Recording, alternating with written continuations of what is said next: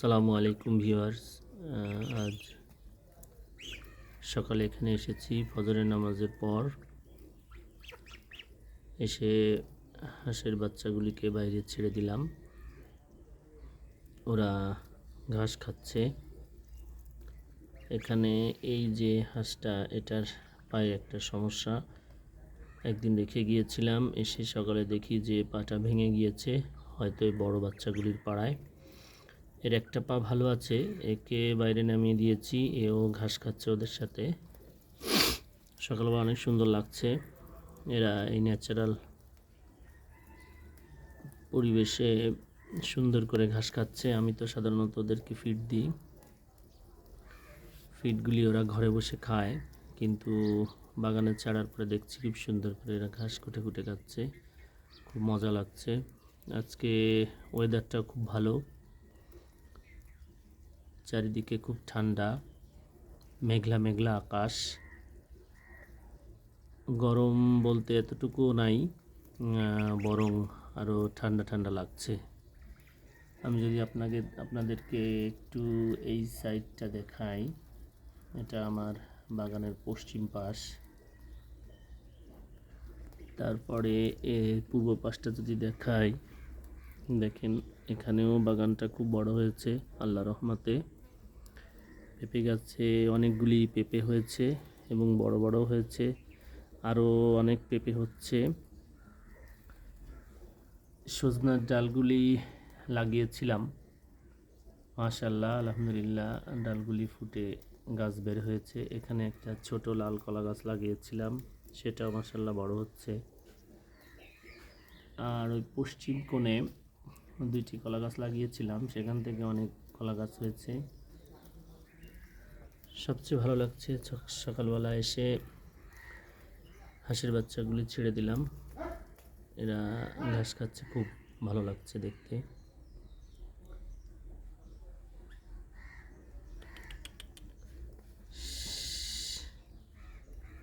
ওরা সারাদিন আটকা থাকে, তো আমি অফিসে চলে যাই, একবার খাবার দিয়ে যাই আর পানি দিয়ে যাই, ওরা এগুলি খায়। আমি দিনের ভিতরে একবারের বেশি আসার সুযোগ পাই না। আজ ছুটির দিন, পহেলা মে। আজ ফজরের নামাজ পড়েই বাসা থেকে চলে এসেছি এদেরকে সময় দেওয়ার জন্য। আরও কিছু কাজ আছে এখানে, গাছগুলিকে একটু বেঁধে দিতে হবে বাঁশের কুঞ্চি দিয়ে, কারণ হঠাৎ হঠাৎ ঝড় হচ্ছে, গাছের ডালগুলি বেঁকে যাচ্ছে এবং গাছ হেলে পড়ছে। গাছগুলিকে রক্ষা করার জন্য আমাকে এদেরকে প্রোটেকশনের ব্যবস্থা করতে হবে এদের জন্য।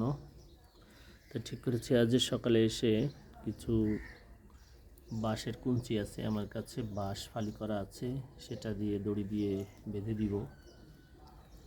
দেখেন হাঁসের ছানাগুলিকে খুবই সুন্দর লাগছে, রাজা হাঁসের বাচ্চা। ওরা একসাথে ঘাসগুলি খাচ্ছে। বেশিরভাগ সময় তো এরা ফিড খায়, আর্টিফিশিয়াল খাবার, কিন্তু প্রকৃতি থেকে ঘাস খাচ্ছে, অনেক সুন্দর লাগছে। চলেন বাগানটা একটু দেখে নিয়ে এসে আপনাদেরকে। আমরা যদি কাছ থেকে দেখি, দেখেন অনেক সুন্দর পেঁপে হয়েছে।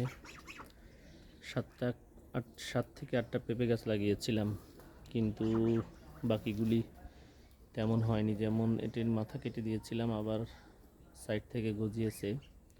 ম্যাক্সিমাম পেঁপে গাছগুলি মর্দা হয়েছে। এখানে একটা পেঁপে গাছ আছে, এটা মাথা কেটে দিয়েছি পেঁপে না হওয়ার কারণে। দেখি পেঁপে ধরে কিনা।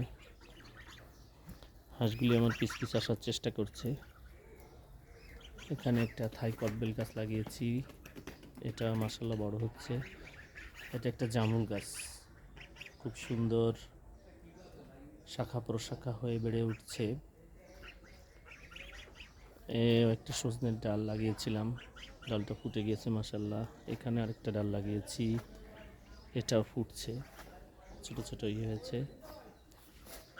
এখানে একটা লিচু গাছ লাগিয়েছি, সেটাও মাশাআল্লাহ বড় হচ্ছে। ওখানে একটা শরীফা গাছ আছে, শরীফা গাছটিও বড় হচ্ছে, তবে শরীফা গাছটিতে কালো কালো ফাঙ্গাস পড়ে পাতাগুলি নষ্ট হয়ে যাচ্ছিল। একটা ওষুধ কিনেছি এসিআই কোম্পানির ফাঙ্গাস রোধক, সেটা দিয়েছি, ইনশাল্লাহ এটা কাজ হবে।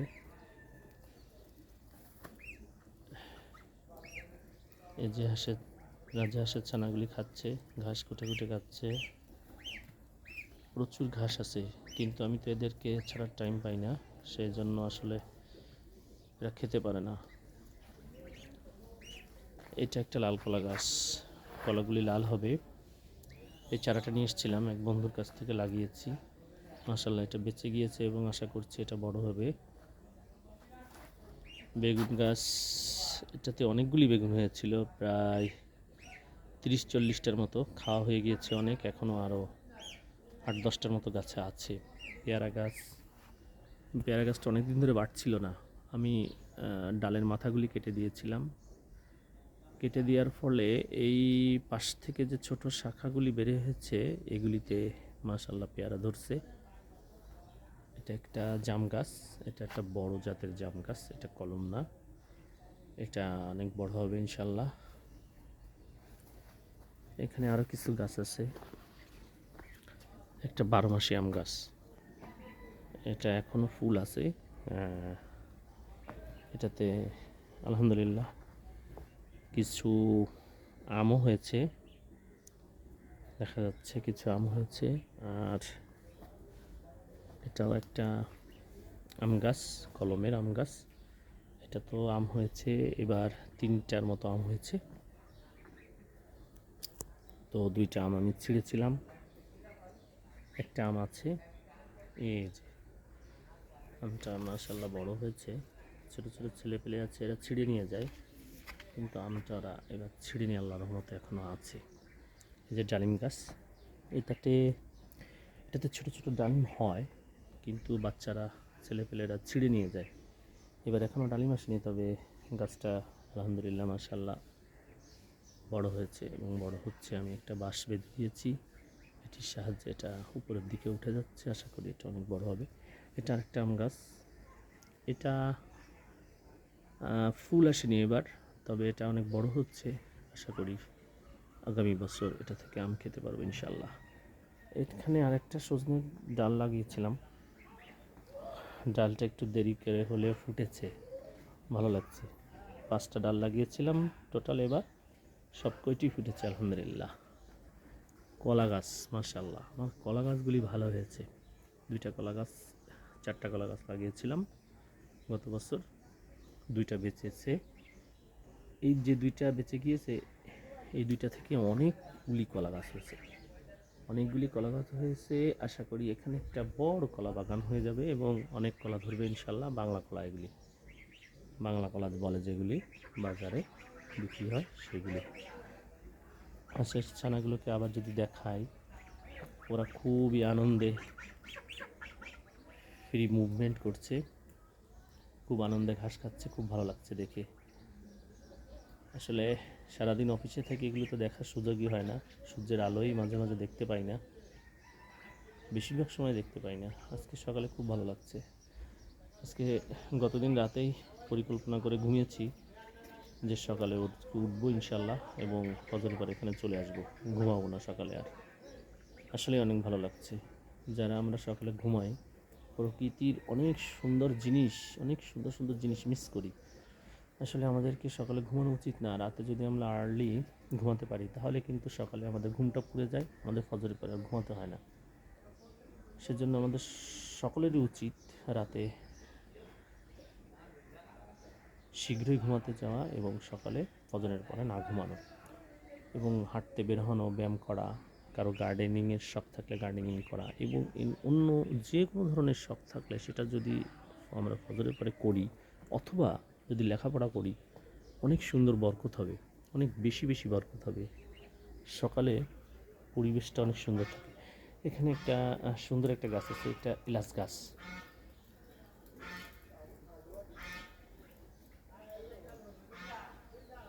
এক বন্ধুর কাছে নিয়ে এসেছি, বন্ধুর কাছ থেকে এলাচ গাছটা এক বন্ধুর কাছ থেকে নিয়ে এসেছিলাম গত বছর। ওর কাছ থেকে যে গাছগুলি নিয়ে এসেছিলাম সেগুলো মারা গিয়েছে। এর গোড়া থেকে ছোট ছোট গাছ হয়ে এখানে একটা এলাচ গাছের বাগান হয়ে যাচ্ছে আলহামদুলিল্লাহ। এখানে এখানে একটা সবেদা গাছ আছে, সবেদা গাছটাকে বেঁধে দিতে হবে। যে বলেছি ঝড়ে খুব সমস্যা হচ্ছে, গাছগুলি বাড়তে পারছে না এবং গাছগুলিকে আমাকে এখনই বেঁধে দিতে হবে, না বড় হচ্ছে না সাপোর্ট না পালে। এখানে আরেকটা পেঁপে গাছ আছে, জানি না এটা মদ্দা না মায়া, আল্লাহ ভালো জানেন। এটা মরে যাচ্ছিল, অনেক যত্ন করার পর এটা আবার বেড়ে উঠেছে আলহামদুলিল্লাহ। এই কোনায় একটা আম গাছ আছে, এই আম গাছটা বড় হচ্ছে, তবে এবছর ফুল আসেনি। আশা করি সামনের বছর এটা থেকে আম খেতে পারবো ইনশাল্লাহ। আমার সবচেয়ে আনন্দ হলো আমার এই কলা গাছগুলি। আমি যদি নিচ থেকে দেখাই, অনেকগুলি চারা হয়েছে মাশাল্লাহ, গোড়া থেকে ছোট ছোট কলা গাছে ভরে গিয়েছে। আমার খুবই ভালো লাগছে, খুবই আনন্দ লাগছে। ও এখানে আরেকটা জিনিস আছে, সেটা দেখাতে পারেনি। এখানে আরেকটা জাম গাছ আছে, এই জাম গাছটা হলো কলমের জাম গাছ। এই জাম গাছটা বাড়ছে, সাইডে শাখা প্রশাখা বের হচ্ছে, কিন্তু গাছটি বেশি মোটা হচ্ছে না এবং বেশি হাইটে যাচ্ছে না।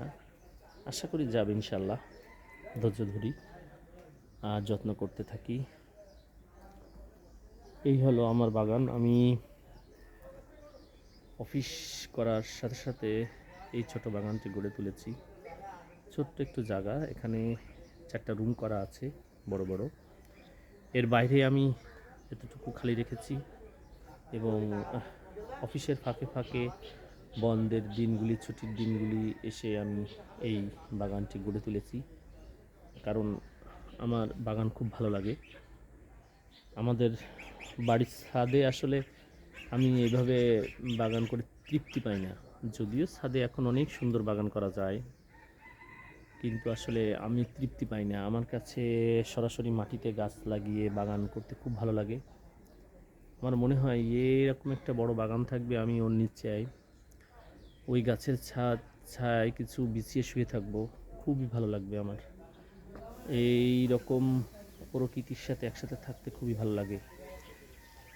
দালান তো আমরা সবাই করি, আসলে বিল্ডিং একটা করার পরে করা হয়ে গেলে কিন্তু অতটা ভালো লাগে না, যতটা ভালো লাগে ওই বিল্ডিংটা করার সময় অথবা করার আগে, যখন মনে হয় আমি একটা বিল্ডিং করব। কিন্তু আপনি যদি একটা বাগান করেন, একটা পুকুর কাটেন, সেখানে যদি মাছ ছাড়েন, আপনি দেখবেন সারা জীবন যতদিন আপনি বেঁচে থাকবেন আপনার ভালো লাগবে। আপনার যখন ক্লান্তি আসবে, আপনি আপনার বাগান বাড়িতে চলে আসবেন, পুকুর থেকে মাছ ধরবেন এবং বাগান থেকে ফল পাড়বেন, বাগানের ভিতর পরিবারের সদস্যদেরকে নিয়ে ঘুরে বেড়াবেন, বাচ্চাদেরকে নিয়ে ঘুরে বেড়াবেন, দেখবেন আপনার অনেক ভালো লাগবে। আপনার মাথায় যে চাপ থাকবে, অফিসের চাপ অথবা যে কোনো ধরনের টেনশন, সব দূরীভূত হয়ে যাবে। ইভেন আপনার শরীর যখন অসুস্থ থাকে, আপনি নিজের গড়া বাগানে আসবেন, গাছপালার দিকে তাকাবেন, ঘুরে বেড়াবেন, গাছপালার পরিচর্যা করবেন, দেখবেন আপনার রোগও 80% ভালো হয়ে যাবে। তার কারণ মানসিক প্রশান্তি হলো শারীরিক প্রশান্তি। এজন্যই আমার ছোটোবেলা থেকে আমি বাগান খুব পছন্দ করতাম। যদি আমি খুব দুষ্টু প্রকৃতির ছিলাম ছোটোবেলায়, আমি মনটাকে এক জায়গায় করতে পারতাম না, কিন্তু এখন আসলে বয়স বাড়ার সাথে সাথে আমার সেই চঞ্চলতা ভাব দূর হয়ে গিয়েছে এবং আমি আলহামদুলিল্লাহ ছোট হলেও একটা বাগান আমি করতে পেরেছি আমার এই ব্যস্ত জীবনের ফাঁকে ফাঁকে। জানি না কতদিন এগুলিকে দেখে রাখতে পারবো এবং এই সৌন্দর্য উপভোগ করতে পারবো, কারণ ট্রান্সফারেবল জব করি। যদি এখান থেকে ট্রান্সফার করে দূরে কোথাও দিয়ে দেয়, তাহলে হয়তো খুবই কমই এখানে আসতে পারবো। তবে আল্লাহর কাছে দোয়া করি যেন আশেপাশেই থাকতে পারি, বাগানের বড় হবে। এখানে বলতে পারিনি, এখানে একটা লাল পেয়ারা গাছ আছে, এটাতে লাল পেয়ারা হবে, তবে এটার গ্রোথ একটু কম, কেন তা জানি না, হয়তো লাল পেয়ারাগুলির গ্রোথ একটু কমই হয়, এটাতে পেয়ারা আসেনি। তবে দেশি পেয়ারাটার সাথে সাথে এটা লাগিয়েছিলাম, দেশি পেয়ারাটা যেমন পেয়ারা হয়েছে, অনেক পেয়ারা হয়েছে। এখানে হয়েছে, ওই উপরের ডালে হয়েছে, নিচেই হয়েছে, অনেকগুলি পেয়ারা হয়েছে আসলে আলহামদুলিল্লাহ মাশাআল্লাহ। কিন্তু সেই সাথে এটা লাগিয়েছিলাম, এটাতে একটা পেয়ারার ফুলও আসেনি। হয়তো লাল পেয়ারাগুলি একটু দেরিতে বাড়ে। এই যে সে শরীফা গাছটিকে যদি আমি আপনাদের কাছ থেকে দেখাই, এটায় পাতায় কালো কালো ফাঙ্গাস পড়েছে। আমি এসিআই কোম্পানির একটা ফাঙ্গাস নিরোধক ঔষধ কিনে এনেছি। সেটা আমি 1 লিটার পানিতে হাফ চা চামচ পরিমাণ মিশিয়ে স্প্রে করেছি শরীফা গাছটাতে। দেখি যায় কি না, কয়েকদিন করে দেখি। এটা নাকি মাসে 2 বার দিতে হয়। প্যাকেটটা এখানে ছিল, আমি ট্রাশের বস্তার প্যাকেটটা ফেলে দিয়েছি। যদি আপনাদেরকে দেখাই, এই যে প্যাকেটটা, আপনারা এমকোজিম অধিক কার্যকরী ছত্রাক নিরোধক, এটা যদি আপনাদেরকে দেখাই, এটা এসিআই কোম্পানির, এটা ইউজ করেছি। পিছনের সাইডে কিছু নির্দেশনা দেওয়া আছে। এই নির্দেশনাটা আপনারা দেখতে পারেন। আপনাদের কারো যদি গাছে কালো ছত্রাক বা কোনো ছত্রাকজনিত কোনো রোগ দেখা দেয়, এইটা আপনি ব্যবহার করতে পারেন। এসিআই ক্রপ কেয়ার এর, মূলত এসিআই মাদার কোম্পানি, এসিআই থেকে প্রোডাকশন করা এবং বাজারজাত করা। এটা আপনারা দেখতে পারেন ব্যবহার করে। আমি ব্যবহার করছি, এখনও ছত্রাক যায়নি, তবে আশা করি কয়েকবার দিলে চলে যাবে। এই প্যাকেটটা রেখে দিই।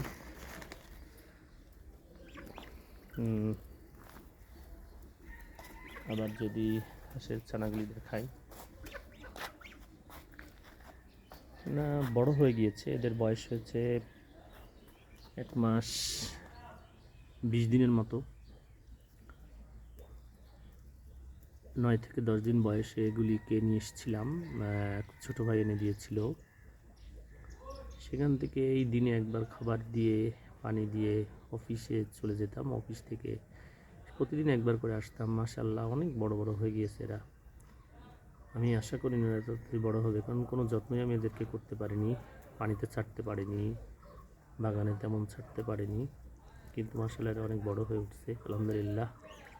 এটা জীবনে প্রথম, আমি কখনোই হাঁস পালন করিনি, মুরগিও পালন করিনি। এভাবে ছোটো বাচ্চা থেকে এরা যে বেঁচে উঠবে আমি কখনো কল্পনাও করিনি। আল্লাহ এদেরকে বাঁচিয়ে রেখেছেন আলহামদুলিল্লাহ আলহামদুলিল্লাহ। আজ কিছু কাজ আছে, এ পর্যন্ত শেষ করে দিই। ভিডিওগুলি খুবই ভালো লাগছে, ভাষা দেখতে খুবই ভালো লাগছে। আসলে খালি চোখে দেখা আর ক্যামেরার ভিতরে হাঁসগুলিকে একেবারেই ন্যাচারাল মনে হচ্ছে, একেবারেই ন্যাচারাল, খুবই সুন্দর লাগছে। কি করব, স্মৃতিস্বরূপ এগুলিকে ধারণ করে রাখলাম। আজ এ পর্যন্তই। আসসালামু আলাইকুম ওয়া রাহমাতুল্লাহ।